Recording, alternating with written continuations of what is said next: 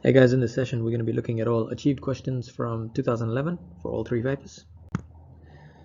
Okay, so first question is, we've got if u equals this complex number with k and v equals this another complex number, write uv in polar form. So we have u multiplied by v, so we have 4k cis 2 pi over 3 multiplied by 3k squared cis pi over 5. So we multiply the moduluses together, so 4 and 3 is 12, k times k squared is k cubed, and then we add the two modulus together, which is 2 pi over 3 plus pi over 5. So I'm just going to do the 2 pi over 3 and pi plus 5 separately here. So 2 pi over 3 plus pi over 5. I know the common denominator is going to be 15, so multiply this by 3 and 3, and on this one I multiply by 5 and 5. So what I have is 10 pi over 15 plus 3 pi over 15, which equals to 13 pi over 15. So my complex number uv is going to equal 12k cubed cis 13 pi over 15. Okay, so that's your first question for achieved. Next question. Okay, so with this question we have almost a quadratic and we want to find the solutions for z. So what we're going to write is z equals to minus b plus or minus b squared minus 4ac over 2a. So we have a equals to 1, b equals to 4, c equals to 19.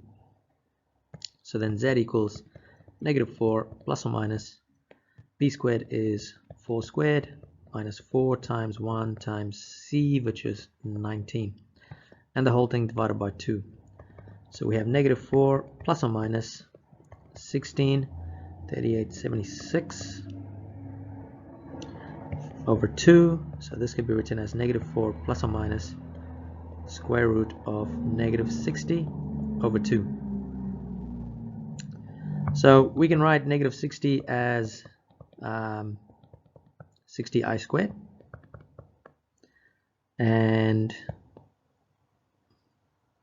actually no, let's not do that. Let's actually do a square number. So let's actually do negative 60 is equal to 15 times 4 times I squared. Just trying to save some time here, folks.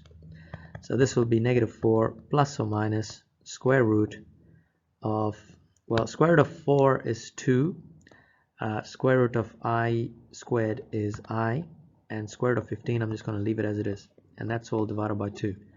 So now we can write this as negative 4 over 2 plus or minus 2i square root of 15 over 2, and this simplifies to negative 2 plus or minus square root of 15 times I.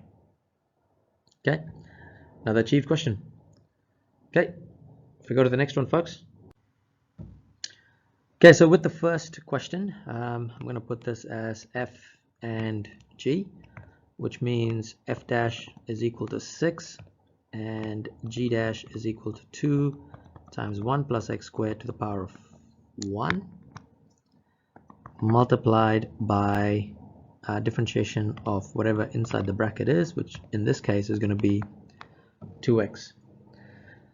Okay, the reason I did f and f dash is because I can see that this is going to be a quotient rule. So then I can write dy dx as f dash g plus f g dash. Sorry, that's not a plus, that's actually a minus, and the whole thing divided by g squared.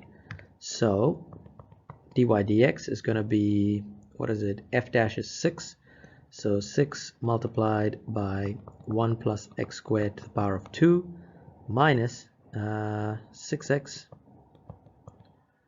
times 2 times 1 plus x squared multiplied by 2x, and the whole thing divided by 1 plus x squared to the power of 2 squared There we go. I mean, you could have written the denominator as to the power of 4, but yeah, or you can also leave it like this. Okay, achieved question. And now we go to the bottom question. So with this one, they're asking you to find the gradient of the tangent. So differentiate and put x equals to 0 and find what the gradient is. So we have f of x equals sine kx plus cos kx. So if I differentiated f dash of x, then would be cos kx multiplied by the differentiation of whatever's inside the bracket, which in this case is k. Differentiation of cos x would be negative sine kx, and that's also multiplied by the differentiation of whatever's inside the bracket. So we have k cos kx minus sine kx as our what do you call it, gradient function. So then f dash of 0 would equal k multiplied by cos of k times 1. Sorry, not 1. Cos of k times 0 minus sine of k times 0. So this could be written as f dash of 0 would then equal k bracket cos of 0 minus sine of 0. Now cos of 0 equals to 1, sine of 0 equals to 0, so our gradient at 0 is going to equal k. Okay, that's another achieved question. All right, now we go to the integration stuff, guys. Okay, guys, so I'm using Simpson's rule to actually figure this out. So I can actually say that area equals, and it's just copying down the whole equation as it is. So I believe you have h over 3 between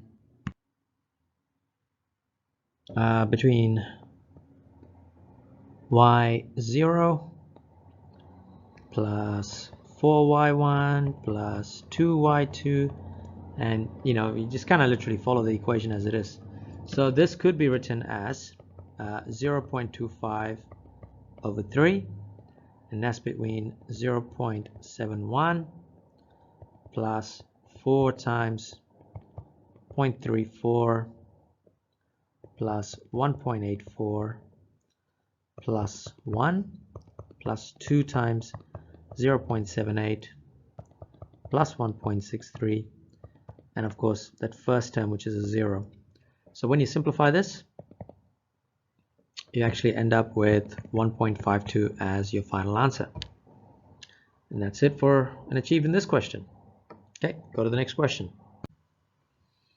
Alright guys, so in this question we've been given a velocity function, which is 5 sine t plus 0.8 t, and you've been asked to figure out the distance the object traveled in the first 8 seconds of motion. Now, looking at this graph, you kind of expect to do this, because if it's in the first 8 seconds, you'd go, okay, I want it between 8 and 0, 5 sine t plus 0.8 t dt. That's what you would do. And to be honest, that's what I would have done as well when looking at this question. But I had a look at the answer schedule, and they've actually got 2 answers for this particular question. And I think that's because when you actually draw sine t and 0.8 t, it actually goes in the above the x-axis and also in the below the x-axis. So there are, I think it's actually going below the x-axis between 3.7 seconds and 5.2 seconds. But anyway, they have said you can actually accept this as one of your answers, so I'm actually going to work out this as my answer. So I'm integrating this. So integrating 5 sine t, I'm going to get negative 5 cos t plus 0.8 t squared over 2, and that's between 8 and 0. So I'll basically have between negative 5 cos of 0 plus 0.8 8 squared over 2 minus negative 5 cos t would become 0 plus 0 there. Now when you simplify this, the final answer ends up being 31.3 meters. Cool, that's another achieved there, folks. Now, that's all for this session. Thank you for watching. We're going to take a bit of a day break, so there will be no calculus episode. I think, what are we up to now? 29. I'm actually going to take just a one-day break, so there's going to be no episode 30 tomorrow, but just keep your eye out in the weekend for Excellence Edition 6, and then we'll kick things back again on Monday, kick things off again. All right, thanks again for watching, guys. Appreciate it.